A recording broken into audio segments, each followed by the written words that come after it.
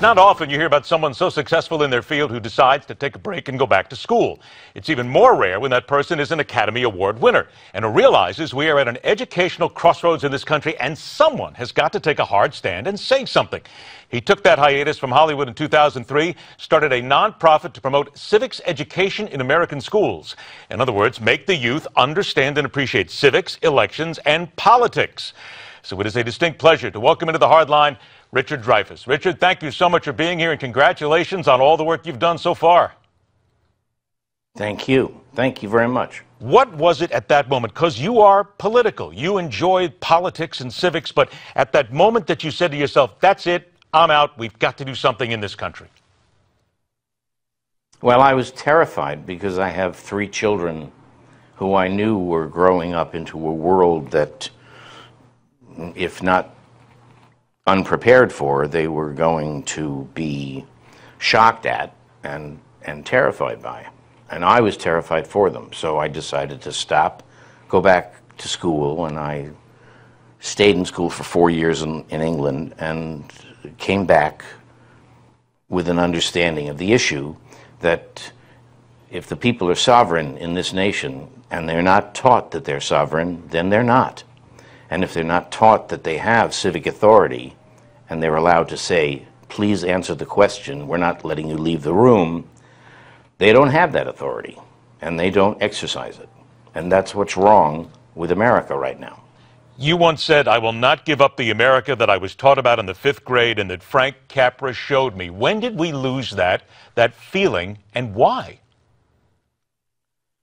We lost it because we were embattled throughout the 60s, and by the 70s we were just too tired, too exhausted, and too cynical. And the problem now is that people think that they have to start teaching civics or the awareness of our system in college. And if you wait until someone is 19 years old to try to teach them love of country and respect for the ideals of the Enlightenment, you're going to be met with a solid wall of cynicism and skepticism. You have to teach them when they're young, and you have to raise up love of country before they learn thinking, which they don't start until the 4th grade.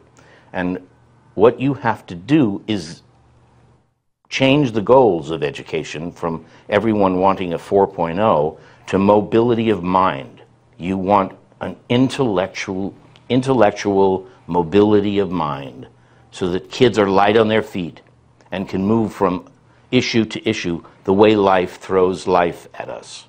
Who is it more important to get to in this? The parents, to make them understand what their kids need, or the educators to make them understand that they've got to teach these things, the leaders in education who don't seem to want to do this? Well, it's both the educators and the parents. And I once heard, when I was attending a nonprofit conference at Harvard, another person running another nonprofit said out loud, I don't want our values taught in public schools. And I turned to her and said, well, where do you want them taught? And she said, at home. And I said, well, where are they going to learn it?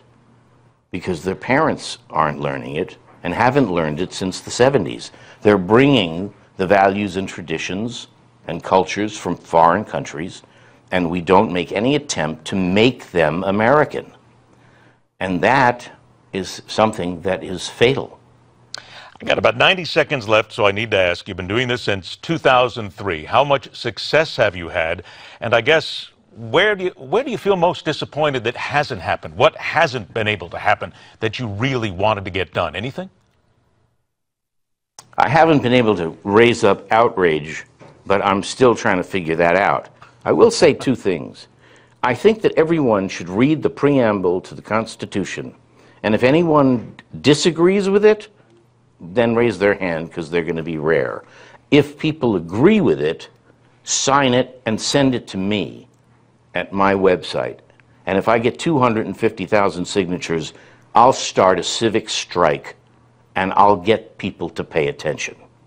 Haven't you said that you want that to be what, an hour, a couple of hours, something for one day? Everybody just stop and do nothing?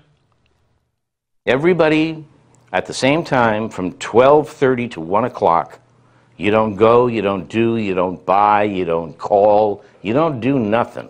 It's not big enough to hurt the economy, but it's big enough to get their attention. How close do you think you are to getting this done? I've always thought of it as a 20-year endeavor. I've never thought of it as something that could be done within 1 or 2 administrations. It's talking about changing foundational perceptions, and I'm not in a hurry. I am in a hurry. Well, you're in a hurry, I get it, you're not. I tell you what, if you ever need somebody to help push that along, you got it. I'm here for you, I'll use it, we'll do it, because I think what you're doing is fantastic. It's a great idea. Want to tell everybody to go to the Dreyfuss Civic Initiative at the DreyfussInitiative.org. Richard Dreyfuss, I want to thank you so much for joining us. Much luck. Stay with us, everybody, because the hard line continues.